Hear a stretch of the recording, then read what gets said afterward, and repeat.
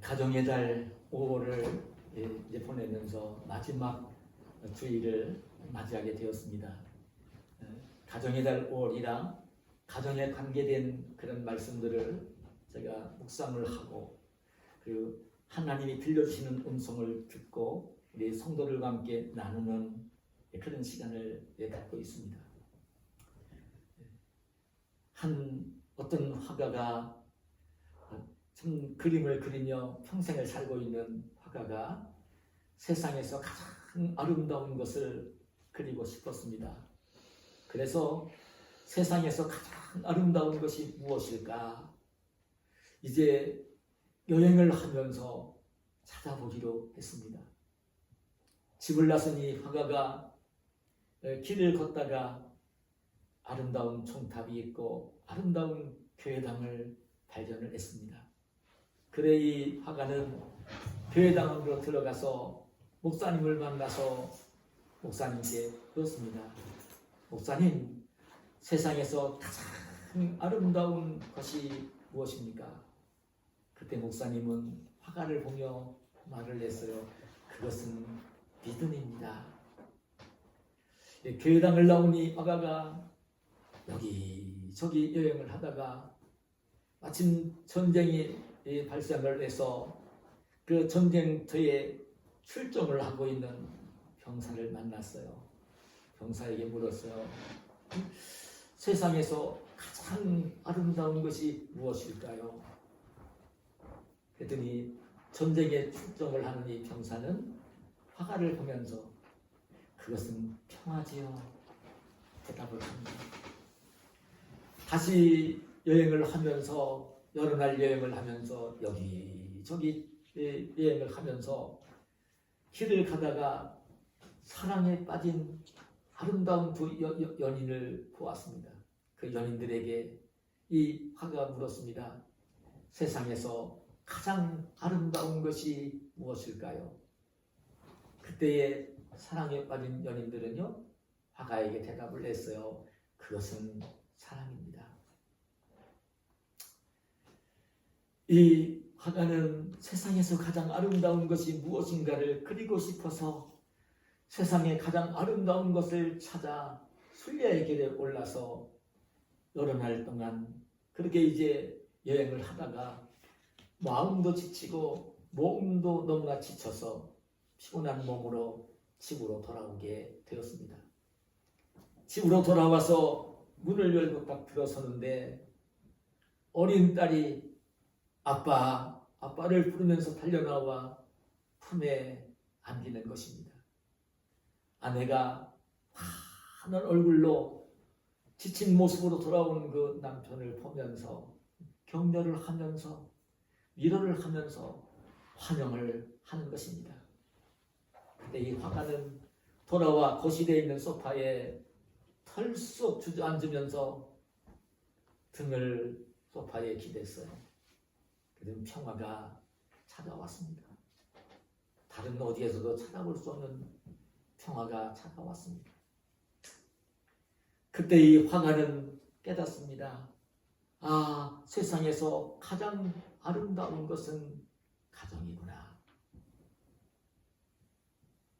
믿음이 있고 사랑이 있고 평화가 있는 가정이구나. 여러분, 세상에서 가장 아름다운 것은 가정입니다. 가정이 가장 아름다운 곳입니다. 그래서 그 가족 치료, 가족 상담의 그 선구자로 알려져 있는 버지니아 사티어 여사는 이런 말을 했습니다. 가정이란 한 사람이 다른 모든 곳에서 실패했을지라도 사랑과 이해와 지지를 찾을 수 있는 곳이며 바깥 세상과 좀 더 효과적으로 싸우기 위해서 원기를 회복하고 재충전할 수 있는 곳. 이 가족 상담의 권위자로 알려진 가족 상담의 어머니 이 버지니아 사티어 여사가 한 말입니다. 여러분, 가정은 가장 아름다운 것입니다. 근데 가장 아름다워야 될 이 가정이 현실적으로 보면, 세상에서 보면 그러지 못한 가정들이 너무나 많은 것을 보는 거예요. 남편과 아내 사이에 사랑이 식어져서 갈등을 하고, 부모와 자녀 사이에 공경과 순종의 벽이 깨어져서 갈등을 하면서 부모와 자식 사이에 멀어지고, 형제들 사이에 아무것도 안 가지고 이기심을 가지고 다투면서 불편해지는 형제들이 오늘 세상에는 널려 있는 것입니다. 너무나 안타깝지만 그런 모습이 세상에는 널려 있는 것입니다. 믿음이 있어야 되고, 사랑이 있어야 되고, 화평이 있어야 되는 그런 것이 깨어진 가정들이 너무나 많은 거예요. 여러분, 정말 아름다운 가정, 정말 사랑이 있고 믿음이 있고 화평이 있는 이 아름다운 가정은 어떻게 할 때 그런 가정이 될 수 있을까요? 전 평생을 하나님의 말씀인 성경을 읽고 하나님의 음성을 들으면서 그 설교를 하면서, 그리고 이제 깨달은 가장 귀한 진리가 있는데요. 그건 예수님을 자신의 죄인으로 모시고 있고 모시고 살고, 온 가족이 예수님을 믿으면서 예수님을 죄인으로 모시고 있는 가정. 아니, 쓸데없이 가장이라고 해서 주인 노릇하려고 하고, 그 집 아내라고 해서 주인 노릇하려고 하고, 아니 알지도 못하면서 자식이 오히려 주인 노릇하려고 하고, 이렇게 되어지면 가정에 사랑이 깨어지고, 화목이 깨어지고, 화평이 깨어지고, 믿음이 깨어지고, 불편한 가정이 되어지는 거예요. 여러분, 온 가족이 예수님을 믿으면서 가정 속에 예수님을 주인으로 모시고 있어서, 예수님이 무슨 얘기를 하면 예수님 말씀대로 가장도 순종을 하고, 아내 엄마도 순종을 하고, 자녀들도 순종을 하는 그런 가정이 될 때에, 그런 가정이 아름답고 행복한 가정이 되어지는 것입니다. 그래서 정말 오늘 제가 결론을 먼저 내리면서 이 말씀을 시작을 하고 있지만, 성경에 보면요, 우리 하나님의 아들이신 우리 예수님이 육신을 입고 우리를 구원하시도록 이 세상에 오셔서 이제 공생애를 시작을 하시면서, 그때 사랑하는 제자들을 부르시고 제일 먼저 제자들이 보는 앞에서 행하신 첫 번째 표적, 첫 번째 기적의 말씀을 오늘 제가 봉독한 본문에 기록을 해주고 있습니다. 예수님께서 사랑하는 제자들을 데리시고 갈릴리라는 지역, 가나라는 동네 마을로 가셔서 그 가나의 혼인 잔치집에서 잔치를 즐기시면서, 거기에서 이제 포도주가 떨어지게 되었을 때에 물로 포도주를 만드시면서 기적을 행하시는 이 말씀을 오늘 본문에 기록을 해주고 있습니다. 저는 이 말씀을 묵상을 하면서 듣는 주의 음성이 있습니다. 왜 예수님이 공생애를 시작하시면서 사랑하는 제자들을 다 데리시고 그 혼인 잔치집에 가셨을까? 왜 혼인 잔치집에 가셨을까? 그리고 제자들이 다 보는 데서 왜 물로 포도주를 만드시는 기적을 행하셨을까? 거기에는 두 가지 목적이 있다고 여겨집니다. 하나는요, 예수님이 이 땅에 오신 것이, 하늘나라에 계셨던 예수님이 육신을 입고 이 땅에 오신 목적은요, 오직 하나님 나라입니다. 하나님 나라입니다. 하나님 나라를 위해서 예수님이 오신 것입니다. 하나님 나라 천국도 있지만 이 세상에서도 하나님 나라가 이루어지게 하시기 위한 소망을 가지고 이 땅에 오신 거예요. 하나님 나라입니다. 근데 하나님 나라가 이루어져야 될 모습이 어떤 모습이냐면 결혼 잔치집과 비슷한 것입니다. 결혼 잔치집은 가장 아름다운 그 가정의 모습이 될 수 있는 현장이 결혼 잔치집입니다. 결혼 잔치집은 새로운 가정이 탄생을 하는 장소입니다. 우리 반주자 다혜자매가 이제 결혼을 앞두고 있지만 결혼식장은요, 새로운 가정이 탄생하는 현장인 것이고, 그리고 새 생명의 역사가 시작이 되는 것이 바로 그 결혼식장인 것입니다. 거기에는 신랑과 신부를 아끼는 양쪽 가족들이 함께 모이고 함께 풍성한 음식을 준비해서 음식을 나누면서 축하를 하면서 부부가 되어지는 가정을 축복을 빌어주는 현장인 것입니다. 거기 모인 사람들이 함께 감사하며 함께 기뻐하며 함께 축제를 즐기는 곳, 여러분 사실 그것이 결혼식장인 것입니다. 우리 주님은요, 그래 성경을 보면 우리 예수님을 신랑으로, 예수님 믿는 성도들을 신부로 비유를 하고 있고요.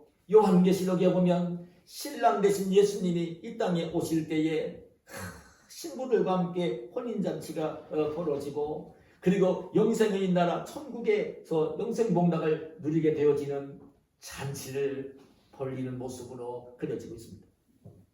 오늘 바로 우리 주님께서는 믿음을 가지고 살고 있는 성도들 가정이 이렇게 결혼잔치가 벌어지는 잔치집처럼 정말 그렇게 즐겁게 기쁘게 감사하며 행복하게 살기를 원하시는 그런 소원과 열망을 가지고 계셔서 공생애를 시작하시면서 사랑하는 제자를 데리고 가셔서 거기에서 첫 번째 기적을 행하시면서 축복하면서 잔치를 즐기고 계시는 예수님의 모습을 볼 수가 있고요.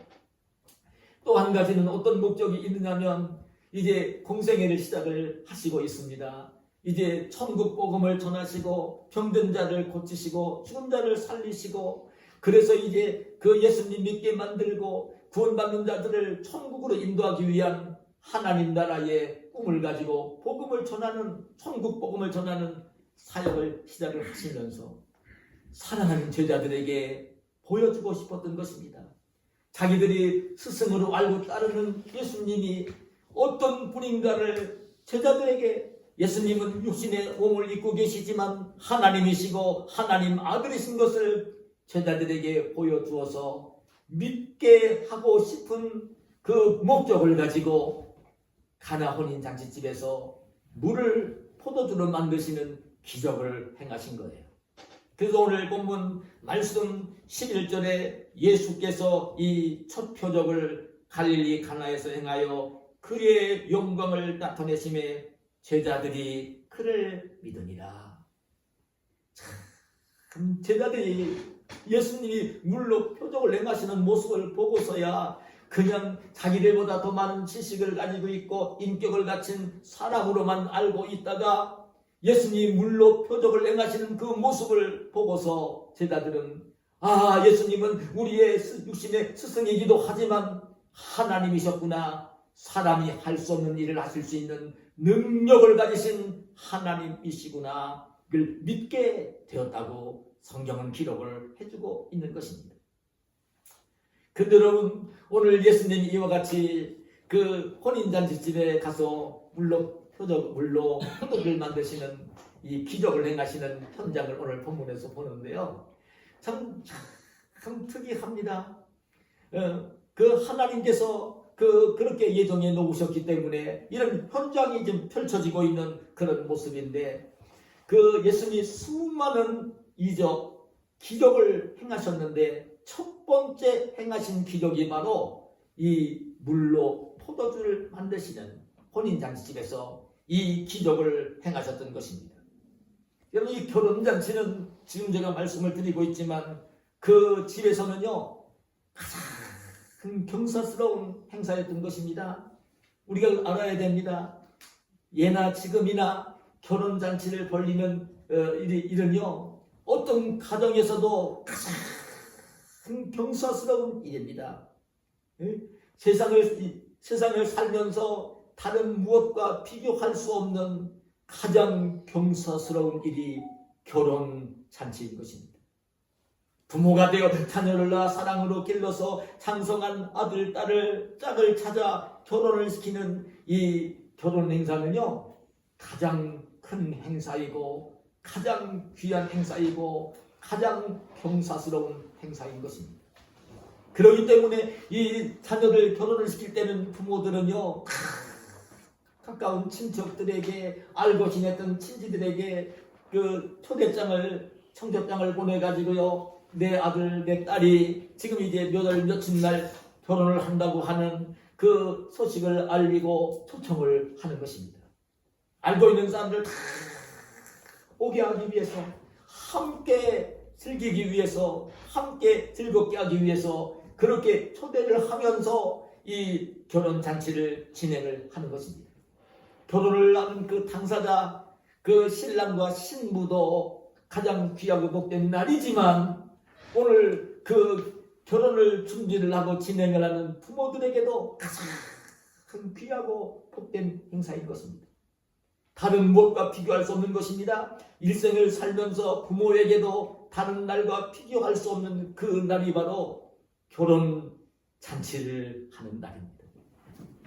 예수님이 바로 그 결혼 잔치에 가신 것입니다. 요즘에는 이 결혼식을 올리면요, 웨딩홀을 정해놓고 나서 날짜를 정해놓고 시간을 정해놓고 가서 모여가지고 신랑 신부들 거기 가고, 신랑 친척들, 신부 친척들, 친구들 다 한 시간에 초청해놓고 거기서 이제 예식을 하고 난 뒤에 그냥 모든 예식이 끝나는 것을 봅니다. 지금은 탄철해졌습니다. 아니, 뿐만 아니라 지금은요, 그 스몰 웨딩이라고 해가지고요, 그냥 사람들도 많이 청하지 않고 가까운, 진짜 그 가까운 친족들 몇 명, 친구들 몇 명만 청해놓고 스몰 웨딩을 하는 그 결혼식도 생겨나는 모습을 보기도 합니다. 근데 정말 저는 오늘 이 말씀을 드리면서 그래, 지금도 그래도 참 축제입니다. 그 결혼식장에 오는 사람들은 아무나 오는 게 아닙니다. 정말 사랑하는 사람들, 가까운 사람들, 친척들, 친구들, 친지들만 오는 그런 장소인 것입니다. 근데 지금이야 그렇게 단촐하지만, 지금 저도요, 우리 집사람이랑 결혼할 때는요, 교회에서 결혼식으로 모든 걸 끝냈어요. 그러나 저보다 10여 년 이렇게 위에 있던 형님이나 누님들 결혼하실 때 보면, 그 지금 여기 우리 선집사님이나 최권사님은 잘 아실 것입니다. 그때는 결혼식을 하게 되면요, 그렇게 하지 않았어요. 지금처럼 하지 않았어요. 지금 결혼 문화가 많이 바뀌었어요. 그때 결혼식을 할 때는 먼저 신랑이 신부집으로 가서 한복을 입고, 신랑 예복이 있습니다, 신부 예복이 있습니다, 쪽두지를 씁니다. 그러고 나서 상처를 놓고 맞절을 하고, 그러면서 이제 그 결혼식을 올렸고요. 그러고 난 뒤에 신부집에서 3일 동안 결혼잔치를 합니다. 그리고 다시 이제 신부가 신랑 집으로 가서 똑같이 예식을 똑같이 하면서 또 3일 동안 똑같이 결혼잔치를 했습니다. 6일 했습니다. 이해가 잘 안 될 것입니다. 난 우리 큰 누님 결혼하실 때에 큰 명이 오셔가지고 마을 동네 청년들이 와서 신랑 다뤄야 된다고 거꾸로 붙들으면 선담이 매달아 놓고요, 발바닥을 치던 것이 지금도 어린 나이에 선합니다. 그렇게 결혼잔치를 했습니다. 근데 예수님 당시에, 오늘 이 말씀은 예수님 당시 예수님 결혼잔치에 간 거니까 좀 이해를 돕기 위해서 말씀을 드린다면, 예수님 당시에는요, 일주일 동안 결혼잔치를 했습니다. 일주일 동안 결혼잔치를 하는데 그 먹는 음식은 단순했지요. 지금 뷔페 가면 다양한 음식이 있고 자기 먹고 싶은 음식을 골라서 먹는데, 그런 음식은 아니었지만 일주일 동안 잔치를 하려면 수많은 이제 하객들이 와서 함께 잔치를 하고 즐기는데, 그는 빵이 있어야 되고 양고기가 있어야 되고 포도주가 있어야 됩니다. 그것은 이제 기본적인 것입니다. 그 음식이 있어야 잔치를 즐길 수 있는 것입니다. 근데 빵은 떨어지면 다시 구우면 되고, 그리고 고기는 떨어지는 양을 잡아 다시 양고기를 준비를 하면 되는데요. 포도주는 떨어지면 구할 수가 없는 그게 음식이었습니다. 이는 포도주는 포도 농사를 지으면서 1년에 한 번씩만 농사를 지을 수 있는 것이기 때문에 그 포도주는 떨어지면 구할 수가 없어요. 그 당시는. 그러니까 잔치를 준비하는 집에서는 몇 년 전부터 포도 농사를 지으면 포도주를 만들어서 잔치 때 사용할 포도주를 준비를 하는 것입니다. 몇 년 동안 자기 집에서 그런 걸 준비를 하고 다른 집에서 구해다 놓아서 준비를 하면서 포도주를 준비를 하는 것입니다. 그런데 오늘 본문에 보니까 잔치를 즐기고 있는데 그만 포도주가 떨어지게 된 것입니다. 잔치를 망치게 된 것입니다. 오늘날도 여러분 이해가 될 것입니다. 하객들이 한 100명쯤 올 것으로 알고 그 예식장에 그 음식 준비하는 팀에 100인분을 맡겨놨는데 하객이 300명, 500명, 1000명이 왔다고 생각을 해보세요. 어떻게 되겠습니까? 음식이 바닥이 날 것 아닙니까?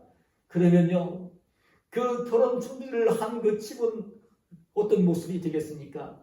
그 초청한 하객들에게 얼마나 부끄러운 일이고 얼마나 미안한 일이고 함께 즐기러 왔는데 먹을 음식이 다 떨어졌으면요 얼마나 민망한 일입니까?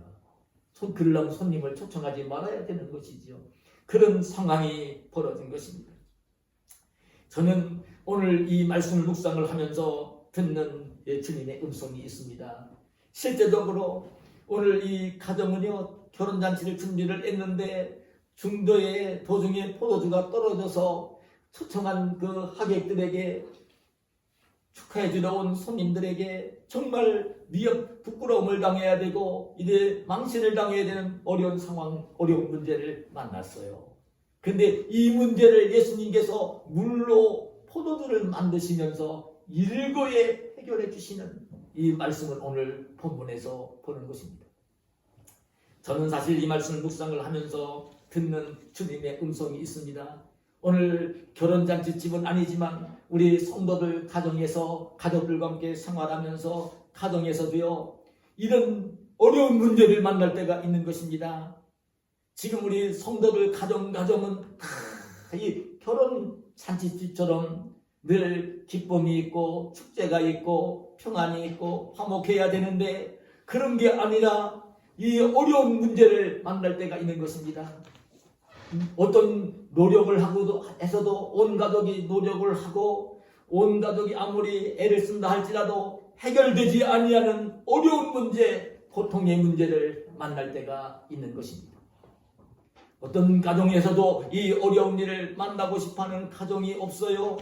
그러나 그 어떤 때는 질병으로 어떤 때는 사소일로 다투면서 남편과 아내 사이에 갈등이 벌어지고 부모를 공경하지 않는 자식 때문에 부모가 고통을 겪고 부모의 말을 듣지 아니하는 자녀 때문에 부모가 속앓이를 하고 그 형제들 사이에 사소한 일로 다투면서 으르렁거리고 싸우는 이런 상황이 벌어질 때에 정말 아무리 노력을 해도 아버지가 노력을 해도 어머니가 노력을 해도 형제들이 서로 뭔가 해결하려고 노력을 한다 할지라도 해결되지 아니하는 어려운 문제를 만날 때가 있는 것입니다.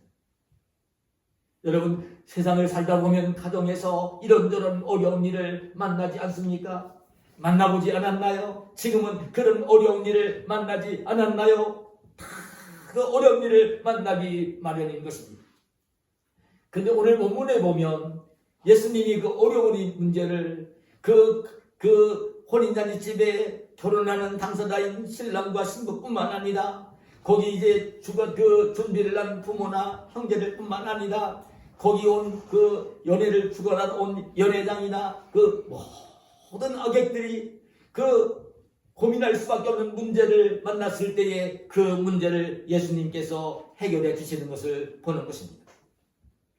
예수님께서 떨어진 포도주를 물로 포도주를 만드시는 기적을 행하시면서 일거에 그 문제를 해결해 주시고 계시는데 오늘 예수님 물로 포도주를 만드실 때 어떻게 물로 포도주를 만드셨느냐면요, 어리지만 우리 손주들도 잘 알아들었으면 좋겠어요. 예수님이 어떻게 물로 포도주를 만드셨을까? 물로 포도주를 만드는 일은 하나님만이 하실 수 있는 일이에요. 사람은 할 수 없어요. 근데 하나님만이 하실 수 있는 일인데, 하나님만이 하실 수 있는 일을 그 잔치집에서 하시면서 그 잔치집의 어려운 문제를 해결해 주셨는데요. 어떻게 그 해결해 주셨는가? 저는 오늘 이 말씀을 좀 드리면서 지금 제가 결론을 내려가려고 하는데요. 어떻게 그 문제를 해결하셨냐면요, 예수님은요, 예수님이 토끼 왕명이로 두드리면서 포도주야 나와라 하면서 포도주가 나온 게 아닙니다. 그냥 그 동화에 나오는 이야기처럼 토끼 왕명이로 어떻게 만든 것이 아닙니다. 그 예수님이 어떻게 이 물로 포도주를 만드셨느냐면요, 어떻게 그런 기적이 그 현장에서 일어났느냐면요, 두 가지 조건이 있습니다. 하나는 포도주가 떨어졌을 때에 포도주가 떨어진 것을 알게 되어진, 오늘 이 말씀을 보면요, 그 예수와 예수의 제자들도 그 홀례에 청함을 받았다고 그랬어요. 초청을 받았다고 그랬어요. 그러니까 지금 이 가문을 보면, 지금 이 갈릴리 가나 혼인잔치집의 이 집은 예수님의 어머니 마리아, 성모 마리아와 아주 가까운 친척이었을 것입니다. 가장 가까운 친척이었을 것입니다. 그렇기 때문에 성모 마리아도 갔고요, 예수님만 가신 게 아니라 예수님의 제자들까지도 다 청함을 받은 것을 보면 이 집은요, 그냥 집이 아니었어요. 성모 마리아와 아주 가까운 친척이었던 것입니다. 적어도 이 숙모 관계, 그런 이모나 그런 관계였을 것입니다. 그렇기 때문에 초청을 받은 거예요. 그 예수님의 제자들까지도 초청을 받은 거예요. 근데 포도주가 떨어졌어요. 그때 포도주가 떨어진 것을 누구는 바로 알 수 있느냐면 가장 가까운 친척이었으니까 성모 마리아가 안 것입니다. 포도주가 떨어졌을 때에, 그때 이 성모 마리아는 자기 아들로 기른 예수님이었지만 예수님에게 알려줍니다. 저들에게 포도주가 없다. 저들에게 포도주가 다 떨어졌다. 이 잔치를 할 때에 가장 중요한 거, 포도주가 꼭 있어야 되는데 포도주가 바닥이 났다, 떨어졌다. 그 어려운 당한 문제를, 그 어려운 문제를 지금 성모 마리아가 예수님에게 이야기를 한 것입니다. 성모 마리아는 알았습니다. 그 당시에 예수님의 제자들도 모르고 있고 잔치집에 모인 사람들도 아무도 아는 사람이 없지만 성모 마리아는 알고 있었습니다. 뭐냐면 성모 마리아는 자기가 그 잉태를 해서 자기가 낳았고 자기가 좀 길렀고 장성했지만, 그러나 이제 성령으로 잉태된 아들이었고 남편과 관계없이 성령으로 잉태되어 자기가 잉태한 아들이었고 낳아 기른 아들, 하나님의 아들이었던 것을 이미 그 누가복음 1장에 보면 성령으로 잉태되어 오늘 마리아가 그 아기를 낳게 되는 말씀을 기록을 해주고 있는 것처럼 성모 마리아는 자기가 낳아 기른 아들이지만 하나님의 아들인 것을 알았습니다. 그래서 이름도 예수라고 지어줬던 그 예수입니다. 그래서 잘 알았던 것입니다. 지금 이제 포도주가 떨어졌는데 그 누구도 해결할 수 없는데 자기 아들 예수면 그 하나님의 아들이기 때문에 해결할 수 있을 것이라는 믿음을 가지고 있었기 때문에 아들 예수님에게 포도주가 떨어졌다는 소식을 알린 것입니다. 그래서 성경을 주의하는 그 주의가들은 저도 마찬가지로 여깁니다. 이 성모 마리아가 예수님에게 포도주가 떨어졌다는 얘기를 한 것은 성모 마리아의 기도라는 말로 주의를 합니다. 성모 마리아의 기도인 것입니다. 그러고 난 뒤에 다시 하인들에게는 뭐라고 주문을 했느냐면 하인들에게 이르되 너희에게 무슨 말씀을 하시든지 그대로 하라. 예수님이 무슨 말씀을 하시든지 그대로 하라. 내 아들이지만 이 예수가 무슨 말씀을 하실지 모르지만 말씀을 하시든지 그대로 하라, 따라해라. 이 분부를 하인들에게 내린 것입니다. 이 내용을 보면요, 성모 마리아가 얼마나 그 집과 밀접한 관계인가 알 수 있는 거예요. 아들에게도 이 예수의 얘기를 했지만 그 집 단지집에서도 하인들을 너무나 잘 알고 있고 주인처럼 여기고 있기 때문에 하인들에게 무슨 말씀을 하시는지 그대로 하라고 하인들에게 분부를 했던 것입니다. 바로 이 두 가지인 것입니다. 성모 마리아의 역할이 있었고요, 그리고 하인들의 역할이 있었던 것입니다. 그럴 때에 물이 포도주가 되어지는 기적이 일어났던 것입니다. 여러분, 오늘 우리가 가정 속에서 힘들고 어려운 일을 만날 수가 있을 것입니다. 근데 힘들고 어려운 일을 만날 때 힘들고 어려운 일을 해결할 수 있는 중요한 두 가지 비결이 바로 이것입니다. 하나는 하나님을 믿고 의지하고 어려운 문제를 하나님께 아뢰면서 하나님께 맡기는 것입니다. 기도하면서 하나님께 맡기는 것입니다. 내 능력으로, 내 지혜로, 내 경험으로, 내 노력으로 내가 가진 모든 것을 활용해도 할 수 없는 어려운 일을 만났을 때, 그때 하나님의 백성들이 어떤 일을 해야 되냐면 그 어려운 일을 만난 문제를 자기가 안고 고민하지 말고 그 고민의 문제를, 어려움의 문제를 하나님께 그대로 내어 맡기는 것입니다. 기도한다는 것은 하나님께 아뢰면서 맡기는 것입니다. 내어 맡기는 것입니다. 하나님께. 목사이면서도 그런 일들을 너무나 많이 만났었고요. 지금 이 전원교회를 하기 위해서 이쪽으로 오면서도 얼마나 그 어려운 일을 그렇게 만났는지 우리 교우들이 아실 것입니다. 말로 표현할 수 없는 어려움을 만나는 경험을 지금 하고 있습니다. 근데 바로 이게 비결입니다. 내가 해결할 수 없습니다. 내 노력으로 할 수 없습니다. 내 지혜로 능력으로 해결할 수 없습니다. 이런 상황을 만났지만 이 문제를 해결할 수 있는 가장 중요한 것이 무엇이냐면 능력이 하나님, 그 문제를 해결하실 수 있는 하나님께 그 문제를 내어 맡기는 것입니다. 그대로 아뢰는 것입니다. 기도하는 것입니다. 하나님이 해결하시도록 맡겨드리는 것입니다. 성경에 보면요, 그렇게 믿음을 가지고 어려운 일을 만났지만 믿음을 가지고 하나님 주님 예수님을 찾아와서 예수님께 아뢰면서 예수님의 도움을 저는 소원을 가지고 찾아왔던 사람들이 거절당한 사람이 하나도 없어요.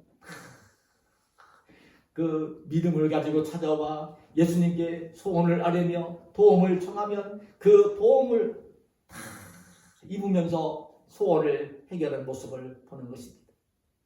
12회를 혈루증으로 앓던 여인이 피곤이 상접해서 다 죽어가는 이 여인이 예수님을 찾아와서 예수님 옷 겉옷만 만져도 나음 받을 줄을 알고 그 사람들이 몰려가는 그 자리에 와서 예수님의 겉옷을 만질 때에 그때 예수님은 그 여인을 쳐다보시면서 그렇게 말했어요. 딸아, 내 믿음이 너를 구원하였으니 평안히 가라. 내 병에서 놓여 건강할지어다. 여인은 그 자리에서 혈루병의 고침을 받았던 것입니다.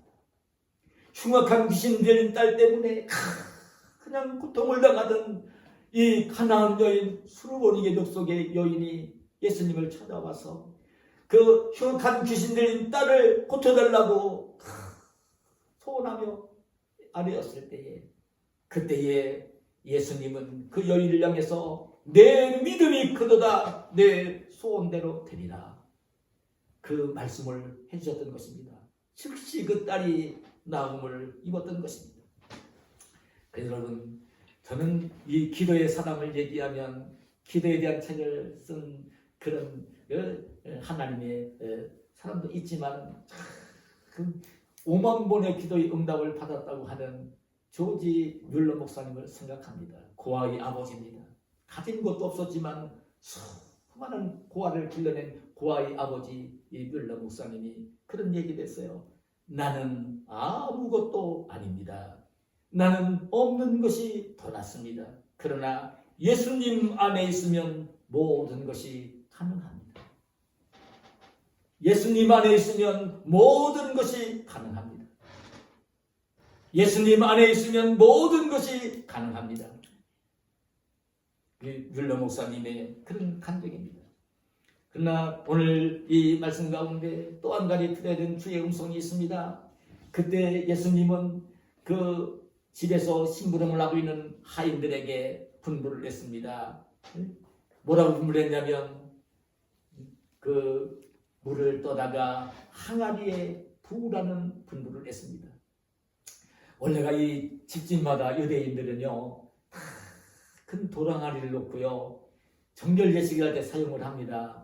바깥에 나갔다가 들어올 때마다 손과 발을 씻으면서 방으로 들어가는 그 손발을 씻기 위해서 물을 떠다 담는 도랑아리를 준비를 하고 삽니다. 그런데 이제 이 잔치집은 많은 손님들이 올 거니까 도랑아리를 빌려다가 오늘 본문에 보니까 두세 통 들어가는, 아니 두세 통이면 작은 게 아닙니다. 한 450리터에서 680리터 되는 도랑아리입니다. 이 도랑아리 6개를 준비를 해서 잔치를 하고 있었던 것입니다. 손님들이 와서 손발을 씻을 수 있도록. 그런데 예수님이 그렇게 분부를 한 것입니다. 하인들에게 좀 물을 떠다가 이 도랑아리에 부으라고 분부를 한 것입니다. 그 어떤 주인도 하인들에게 분부를 하는 것입니다. 손발을 씻어야 되니까 주인도 씻어야 되고 지금 하객으로 온 사람들이 손발을 씻으면서 잔치를 해야 되니까 분부를 했습니다. 하인들은 우물에 가서 땀을 흘리며 물을 길어다가 돌 항아리에 물을 채우기 시작했습니다. 6개 돌 항아리에 아귀까지 물을 채웠던 것입니다. 거기까지는 그래도 괜찮았는데 물을 채우자마자 예수님이 어떤 분부를 했냐면 그런 분부를 했습니다. 이 너희들이 지금 물을 떠다가 이 도랑아리에 분이 물을 떠다가 다시 이 연회를 주관하고 있는 연회장에게 좀 갖다 주라고 다시 분부를 한 것입니다. 여러분 이게 무슨 말로 들립니까? 예수님이 멍청한 분도 아닙니다. 그리고 하인들도 멍청한 사람들은 아닙니다. 하인들이 얼마나 순종할 수 없는 분부를 한 것입니까? 얼마나 싫은 분부를 한 거예요. 얼마나 짜증난 분부를 한 것입니까? 아니 저 예수가 우리가 물을 떠다가 이렇게 도랑아리에 붓는 건 이해가 되는데 이 항아리에 물을 떠다가 다시 연회장에 갖다 주라고 하면 아니 그럴 것 같으면 우물에 길었던 물을 갖다 연회장에 바로 갖다 주라고 할 것이지 왜 우리를 갑절로 힘든 일을 시키느냐고. 속으로 너무나 싫었을 것입니다. 마음에 안 들었을 것입니다. 싫었을 것입니다. 어린아이라도 싫었을 것입니다. 여기 물 떠다가 넣었다가 다시 물 떠다 주라고 그러면요 그거 좋아할 어린아이가 어디 있습니까? 어린아이도 그런 건 싫어합니다. 예수님이 그 분부를 하신 것입니다. 땀을 뻘뻘 흘리며 물을 떠다 힘겹게 부어 놓았더니 겨우 그 물 떠다가 다시 연회장에 갖다 주라는 것입니다. 얼마나 그게 짜증나는 일이었겠습니까? 근데 이 하인들은요 그대로 예수님 말씀에 순종을 했던 것입니다. 근데 놀라운 일이 벌어진 거예요. 자기들이 우물에서 물을 길러다가 도랑아리에 부을 때는 물이었습니다. 항아리에 있는 물을 뜰 때도 역시 물이었습니다. 그 놀라운 일은 갔다가 연회장의 손에 들려주었을 때 그 물은 물이 아니라 포도주였던 것입니다. 포도주였던 것입니다. 그것도 그냥 포도주가 아니라 지금까지 몇 년 동안 주인이 애써 준비했던 포도주보다 더 품질이 좋은 포도주였던 것입니다. 오늘 10절에 그렇게 기록해 줍니다. 사람마다 먼저 좋은 포도주를 내고 취한 후에 낮은 것을 내거늘 그대는 지금까지 좋은 포도주를 주었도다. 뭐냐면 신랑을 불러서 연회장에 하는 말입니다. 아니, 보통 잔치집에는 먼저 손님들이 올 때 좋은 포도주를 내고 좀 포도주가 취하고 난 뒤에 좀 더 품질이 나은 포도주를 내는 건데 어찌 그대는 참 지금 더 좋은 포도주를 이 뒤에 내느냐고 이렇게 이야기를 한 것입니다. 하인들이 예수님 말씀에 순종했을 때에 우물에 있던 것도 물이었고 항아리에 있던 것도 물이었지만 항아리에 있는 물을 떠다가 이제 연희당이 손에 들릴 때에 그 하객들이 그 잔치상에 올릴 때에는 포도주가 되었던 것입니다. 순종할 때에 포도주가 되었던 것입니다. 순종할 때에 기적이 일어났던 것입니다. 하나님의 역사는요, 하나님 말씀이고 하나님의 뜻을 알았을 때는 순종을 해야 되는 거예요. 순종할 때에 기적이 일어납니다. 순종할 때에 문제가 해결이 됩니다. 순종할 때에 어려움, 순종할 때 하나님은 일을 하십니다. 순종하고 있으면 하나님이 일을 하시면서 그 어려운 문제가 해결이 되어지는 것입니다. 어떤 문제라도 하나님의 뜻을 올바르게 알고 순종하고 있으면요, 당신은 어렵게 보일지 모르지만 그 문제는 저절로 해결이 되어지는 것입니다. 이런 말씀을 제가 맺겠습니다. 여러분, 우리 주님은 우리 성도들이 정말 아름답고 행복한 가정을 이루며 살기를 원하십니다. 늘 기쁨이 있고 감사가 있고 평화가 있고 찬송이 있는 그런 가정을 이루며 살기를 원하십니다. 그런 가정이 되도록 축복해 주시기를 원하십니다. 그런데 그 비결은요, 오늘 이 말씀을 잊지 마시기를 바랍니다.